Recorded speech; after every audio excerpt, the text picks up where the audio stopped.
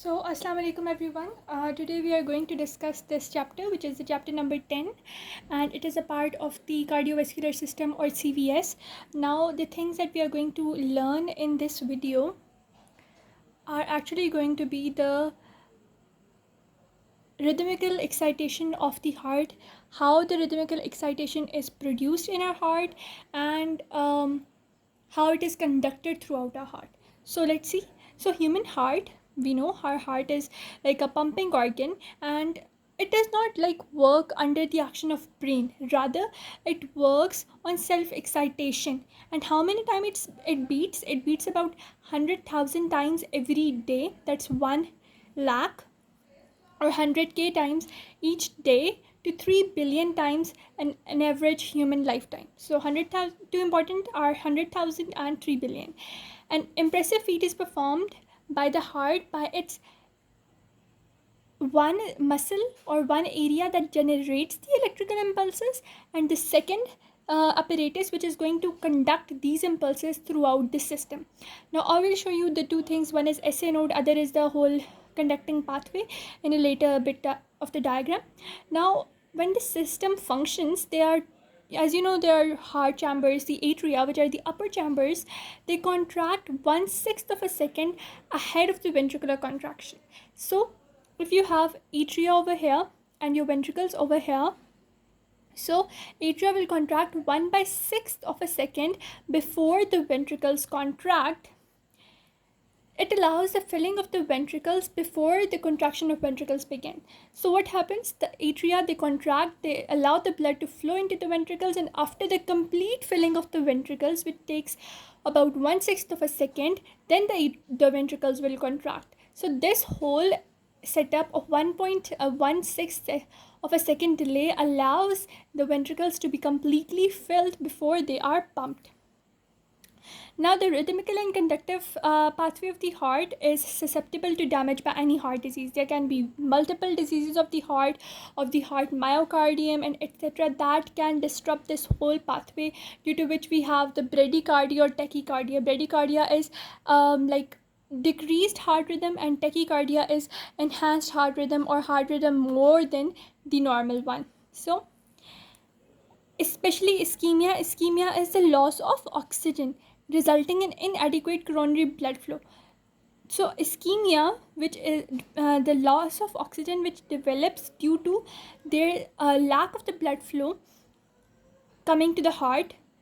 This ischemia or this lack of oxygen leads to bizarre heart rhythm, that is not normal heart rhythm, and an abnormal sequence of the contraction, which actually damages or affects the pumping activity of the heart, as a result of which the heart cannot supply blood adequately to the body tissues, and as a result body tissues start to deteriorate, and this is very, very dangerous situation.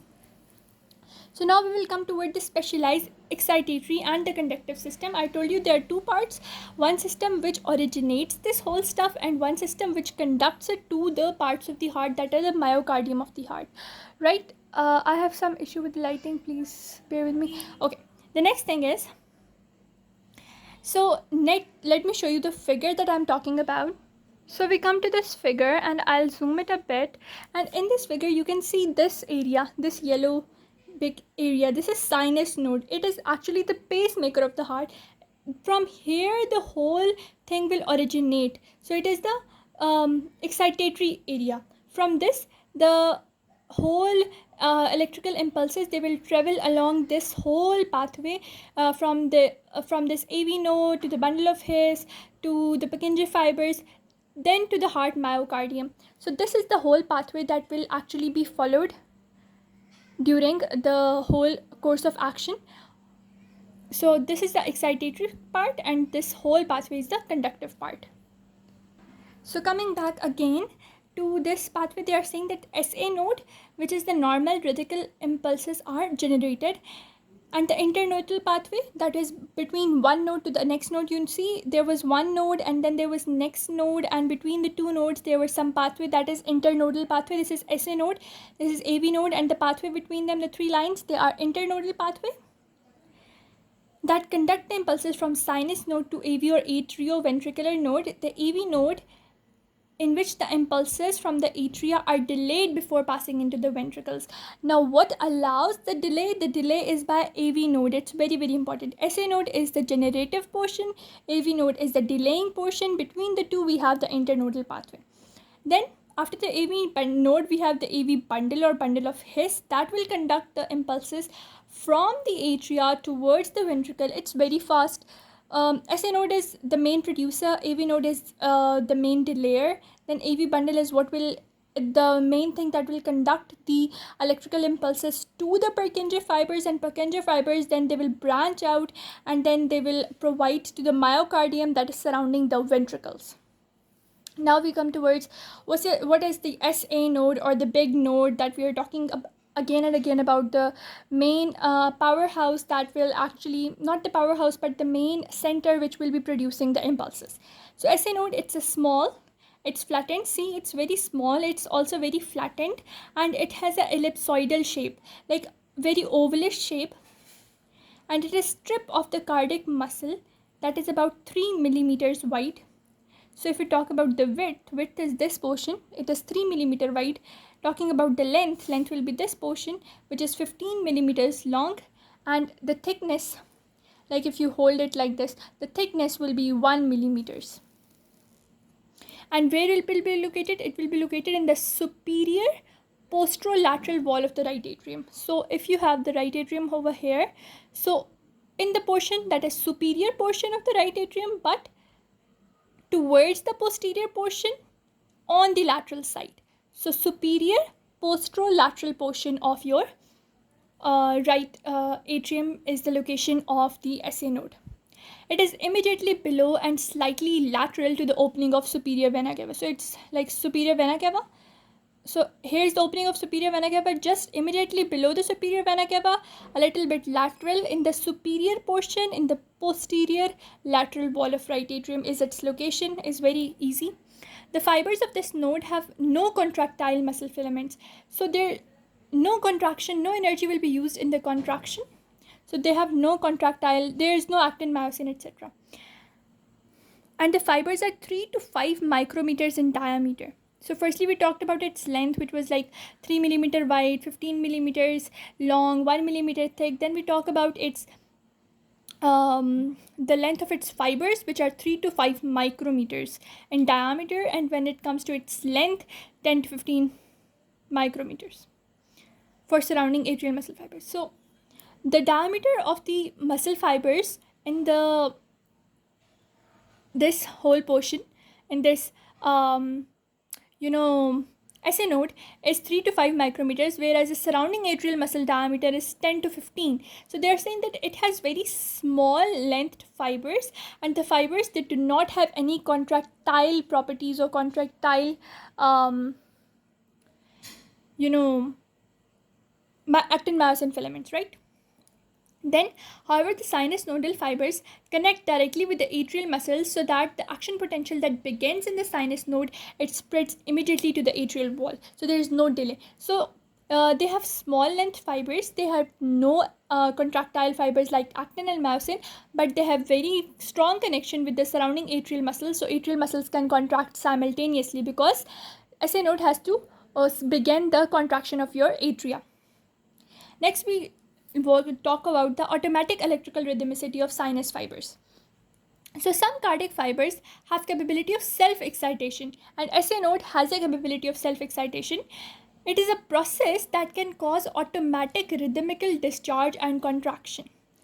What is automatic rhythmical discharge? That the rhythm is not generated by some external source, rather by their own internal capacity. This capability is true for heart's specialized conducting system, including fibers of the SA node or sinus node. For this reason, SA node ordinarily controls the beat rate of the entire heart, and hence SA node is also known as your pacemaker of your heart. Okay, then we talk about the mechanism of sinus nodal rhythmicity. Why this SA node has the inbuilt capacity of originating or maintaining these automatic electrical potentials. So we know they are writing something else. We know that the resting membrane potential of sinus nodal fibers is about minus 55 to minus 60, whereas the surrounding atrial fibers is minus 85 to minus 90. Why is there a lot of positivity coming to this portion of SA node? Why is it very towards the positive side as compared to the ventricular muscles or the atrial muscles, which have like minus 85 to minus 90, whereas SA node has minus 55 to minus 60? So this low negativity means its threshold is less. The cause of this lower negativity is that cell membrane of sinus nodal fibers are naturally leaky to sodium and calcium ions. Positive charges of the sodium and calcium ions neutralize some of the intracellular negativity. So as we know that every cell of the body is made in such a way that it has negativity on the inside and positivity on the outside. Okay, so resting membrane potential is the negativity on the inside, which is like minus 80 to minus 90 in normal cardiac muscles. But when we come towards this SA node, it has a little bit less negativity. So they're saying that it has some leaky channels. Leaky channels mean the channels which are not gated, rather some amount of positive ions tend to flow through these channels to the inside. And these are leaky sodium and calcium channels, which actually neutralize the intercellular negativity and bring it to a little bit positive side, which is minus 55 to minus 60. Now, they are saying that before we explain the rhythmicity of the sinus nodal fibers, we have to recall that the cardiac muscle has three main types of membrane ion channels, which are the fast sodium channels, the calcium channels. The calcium channels are L-type slow calcium channels, and then potassium channels. And as we know that now which two types of ions are flowing in? Sodium and calcium, right? So we have further three channels which allow further movement of three ions, which are the fast sodium ones, the slow calcium ones, and then further ones which are potassium ones. So these are very important, and we need to know that these are located in the cell membrane of the cardiac muscles. This is very important to know. So you need to look at this diagram that I just made to help you understand what is happening over here. I told you there are three types of channels. Then one was fast sodium channel, other was L-type calcium channels, and other was the potassium channels. So these sodium channels, they are very fast. So they open for 10,000 of a second and they allow the rapid upstroke in this manner. Then the L-type calcium channels, these calcium channels, they are slow ones. They remain open for a period of 0.3 seconds and then they cause a plateau. A plateau means a period of non-changing electric potential. Then we have potassium channels. The potassium channels, that whenever they will open, they will allow the potassium ions to diffuse out of the cell membrane to maintain the negativity inside the cell membrane, and hence we will return again towards the negative potential, that is minus 80 to minus 90, which is in normal heart muscles. So now look at this paragraph. They're explaining the whole mechanism over here. So opening of fast sodium channels for like 10,000 of a second is responsible for rapid upstroke, that spike of the potential because of the influx of the positively charged sodium ions, which will decrease the inside negativity. Then the slower opening of the slow sodium calcium channels, which remain open for a period of 0.3 seconds. They are responsible for the maintenance of a plateau phase. Then the next one is the potassium channels, which will open and a large amount of the potassium will diffuse out of the cell, and as a result the membrane potential will return to its resting level of minus 80 to minus 90. But this is not the case with the SA node. So what happens in the SA node is that it has a leaky nature of the sodium and potassium ions, or sodium and calcium ion channels or something like that.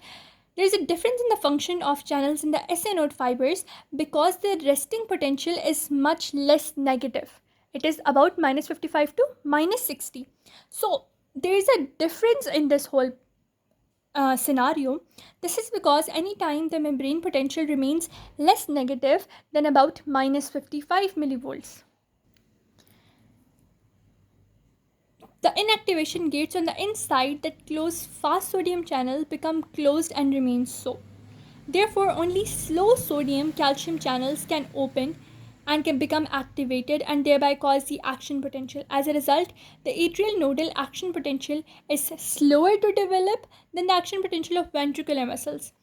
Also, the action potential does occur, return of the potential to its negative state, but it's slowly as well, than the abrupt return that occurs for ventricular fiber. Let me show what they are saying.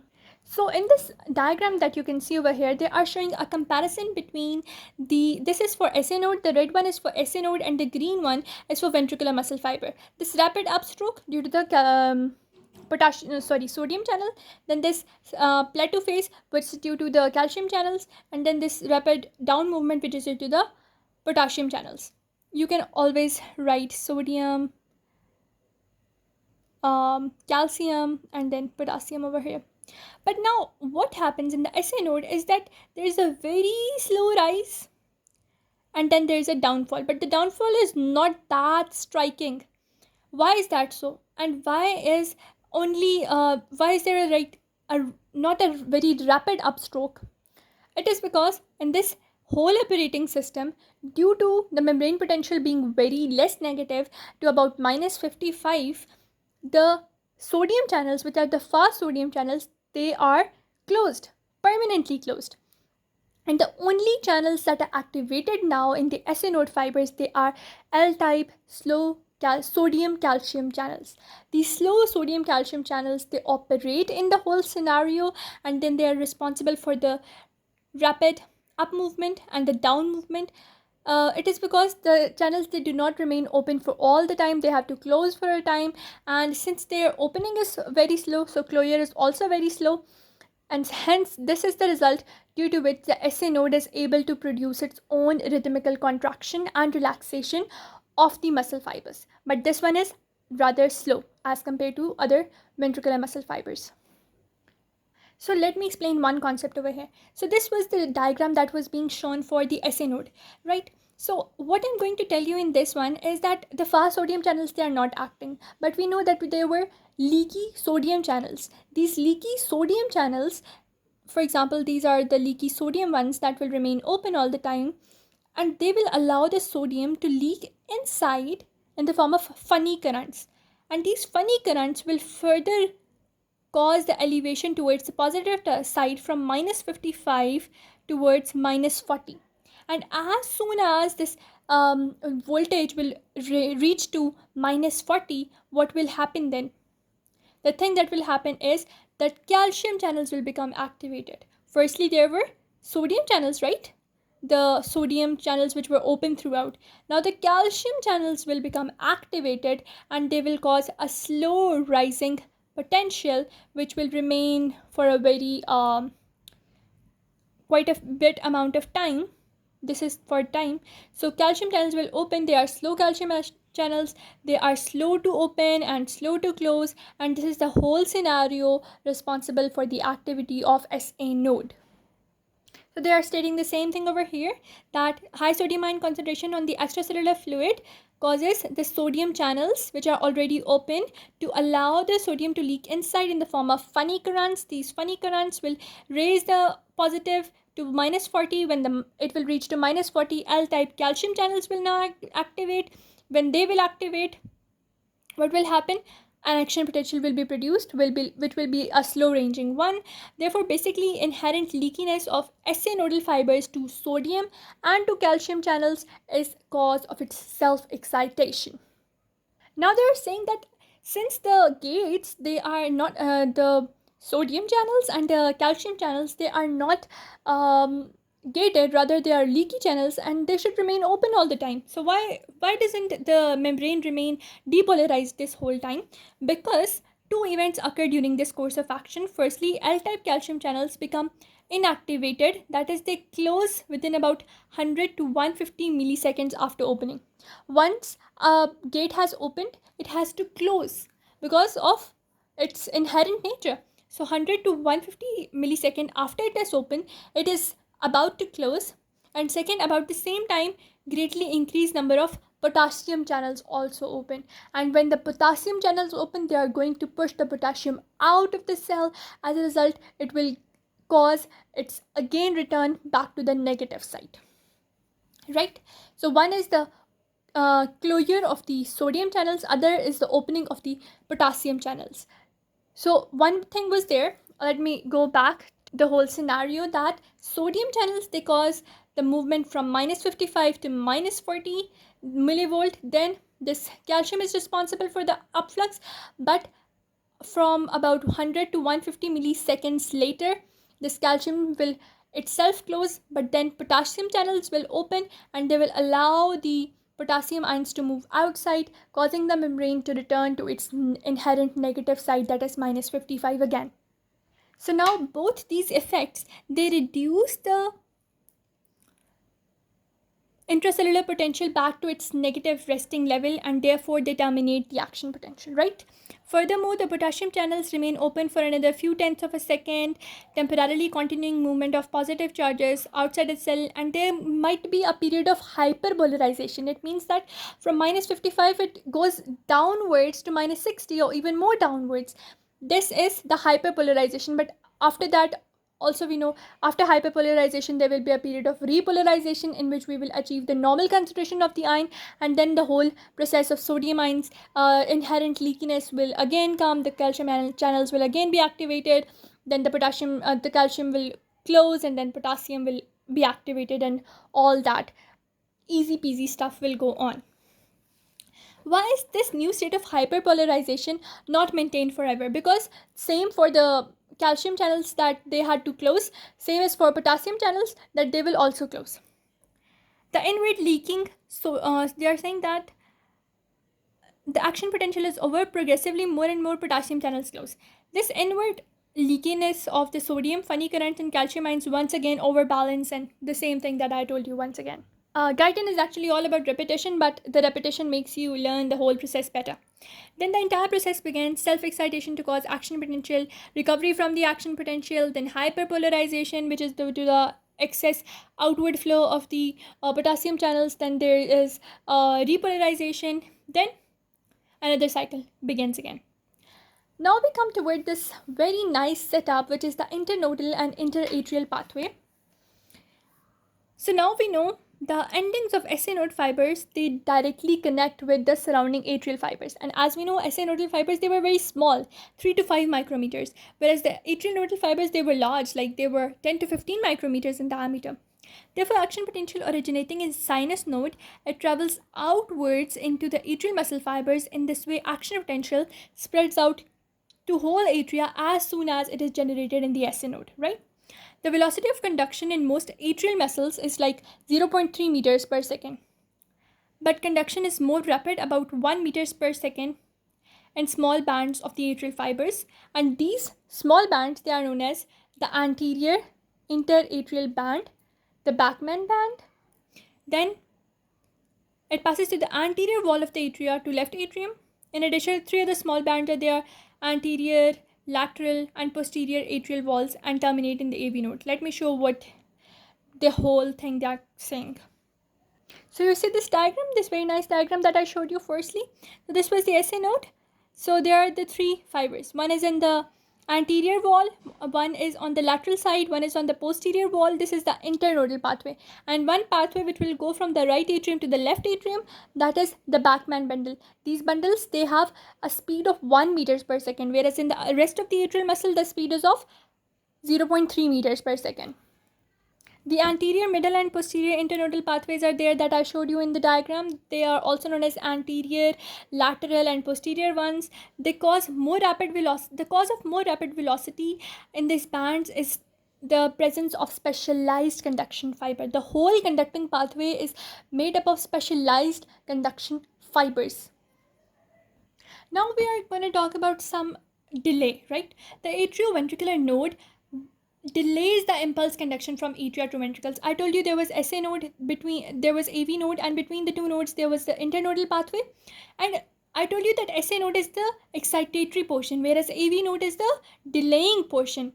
And the between internodal pathways, they were the conducting portion. So why is the AV node are delaying portion. It is primarily AV node and its adjacent conductive fibers that delay the transmission from the atria to the ventricles. Now, firstly, we will discuss its location. It is located in the posterior wall of the right atrium, right behind the tricuspid valve. So you have the tricuspid valve located, and on the posterior side of the tricuspid valve, we have this AV valve or the atrioventricular valve. Now, what is this valve going to do? This figure, note that the impulse after traveling to the internodal pathway, it reaches the AV node about 0.03 seconds after its origination in the SA node. So it was originated in the SA node, and after 0.03 second, it reached the AV node. But from the AV node going to the AV bundle, there is another delay of 0.09 seconds, where it passes into the ventricles. Why is there a delay of 0.09 seconds? This is due to the specialized structure of the AV node. I will tell you about later. And a final delay of 0.04 second, it occurs in the penetrating AV bundle. And this allows the whole pathway to have a total delay of 0.13 seconds, which will allow the atria to contract before the ventricles contract, and as a result of which atria will completely contract, they will completely fill the ventricles, and the ventricles will contract then after the complete outward flow, right? Let me show you the whole thing I'm saying. So I have this a bitter diagram, but it works, so it works. So this is the SA node. So SA node and AV node, between them they have the internodal pathway, which allows a delay of 0.03 seconds, right? Then in the AV node, there is a delay of 0.09 second itself. Then from the AV node to the AV bundle and then to Purkinje fibers, there is a delay of 0.04 seconds. So combining the delay from AV node to AV bundle, which becomes about 0.13 seconds. Then adding this 0.03 second to 0.13 second makes it a total of 0.16 seconds. So this 0.16 seconds is the actual delay from the SA node to the bundle of His or to the ventricle muscles. Understood the whole scenario? Now I told you that there was this whole 0.09 second delay in the AV bundle from the AV node. Why is there a delay? Why is the AV node so slow as compared to rest of whole thing? It is because the slow conduction in the transitional nodal and penetrating AV bundle fiber is because of diminished number of gap junction between the successive cells. Gap junction or communication is very slow, very less. Also, greater resistance to conduction of the excitatory ions from one conduction fiber to the next. So two things are there. One is there is less number of GPs for gap junctions, GJ. Gap junctions are very less. Secondly, there is high resistance. Both these factors combined, they will lead to slow conduction, right? Now they're saying the special Purkinje fibers that lead from the AV node through the AV bundle to the ventricles, they are very fast. They have rapid transmission, right? Except for the initial portion of these fibers where they penetrate the AV fibrous barrier, they have functional characteristics that are opposite to the AV nodal fibers. The next thing that they're saying that from the AV node to the Purkinje fibers, there is this one region which will be in the wall, in the whole wall region, that is the AV fibrous barrier. In this AV fibrous barrier, they will have the characteristics that will be quite different. One thing is that the fibers are larger than normal ventricular muscle fibers, and SA node has small fibers. It has 3 to 5 micrometer fibers, whereas these AV nodal bundle fibers, they will have a very large size. What is this large size going to do? It will delay the whole conduction method and pathway. So now coming to the Purkinje fibers, they have these characteristics that I have listed here, that is large fibers, large number of gap junctions, low resistance, and they have a speed of 1.5 to 4 meters per second, and they have few myofibrils. The same was the case with a few myofibrils of SA node. SA node had no contractile fibers. It had very small length fibers, but now we have large length fibers. And actually saying, coming to physics, we know that large length fibers offer low resistance, and few myofibrils mean less energy will be used in contraction, so more energy will be utilized in transmission. So large fibers meaning low resistance, large number of gap junctions meaning high connectivity leads to 1.5 to 4 meters per second is the speed that will be observed in the Purkinje fibers. That is 150 times as compared to AV nodal fibers. AV nodal fibers, they are so slow that they cause such a large number of delay because of their less number of gap junctions and because of their large number of resistance. But now they have no resistance, they absolutely have no myofibrils, and they have a large number of gap junctions. So they are very perfect for signal transmission. So perfect, 150 times greater as compared to AV node. Now this AV bundle, oh my god, where's the AV bundle? So a special characteristic of AV bundle is its inability, except in abnormal states of action potential, to travel backward from the ventricles to atria. So it's a one-way pathway, right? It travels only from the atria to the ventricles, and there is no backflow, allowing only forward conduction from atria to the ventricles. Furthermore, it should be recalled that everywhere except that AV bundle, the atrial muscle is separated from the ventricular muscle by a continuous fibrous barrier. What are they saying? So come to this diagram. This diagram says that from the atria and the ventricles, they are very much dissociated from each other. They are not connected at all. And why they are dissociated? Because of the presence of a very fibrous band. This fibrous band is so much protectant, or so much you can say electrical insulator, that it allows no transmission of the electrical impulses. So the only pathway is from the AV node into through the bundle of His and to the AV nodal fibers, then the Purkinje fibers. This is the whole pathway that can allow the electrical impulses to travel through. But there is always an abnormality. So in rare cases, an abnormal muscle bridge or accessory pathway does penetrate the fibrous barrier elsewhere in the AV bundle, and under such condition, the cardiac impulse might re-enter, and that will lead to severe cardiac abnormalities. So normal thing is that it moves from atria to ventricles, but abnormal can be some other pathway originating and allowing the backflow. This backflow can cause cardiac arrhythmias, very lethal condition. Now, after penetrating the fibrous tissue between the atrial and ventricular muscles, the distal portion of AV bundle, it passes down in the ventricle septum, 5 to 15 millimeter, towards the apex of the heart. Now the bundle divides into right and left bundle branches that lie beneath the endocardium on two respective sides of ventricular septum.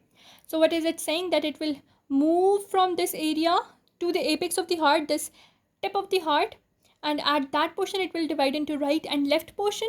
And where is it dividing? In the endocardium. These branches in turn course sidewise around each ventricular chamber back toward the base of the heart. Now they will course sidewise and they will move back to base of the heart, from the apex to the base of the heart. Very easy. The ends of the Purkinje fibers penetrate about 1/3 the way into the muscle mass, and they finally become continuous with cardiac muscle fiber. Then they will penetrate the whole three muscles, and then they will whole supply the cardiac muscle, right? The total time elapsed is only 0.03 seconds from the time cardiac impulse reaches the bundle branches in the ventricular septum until it reaches the termination of Purkinje fibers. So from this bundle of His or this area, it takes about 0.03 seconds to reach the tips of the Purkinje fibers.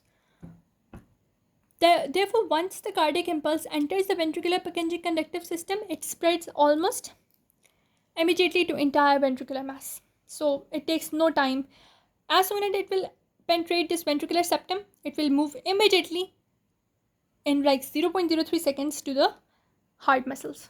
But now the impulse has reached the end of the Purkinje fibers. It is transmitted to the ventricular muscle mass by the ventricular muscle fiber themselves, and the velocity of transmission then again slows down to 0.3 to 0.5 meters per second.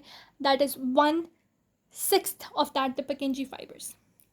The cardiac muscles, as we know, they are wrapped in the spiraling layers, and the spiraling layers, it actually slows down the whole process and brings the velocity down to 0.3 to 0.5 meters per second.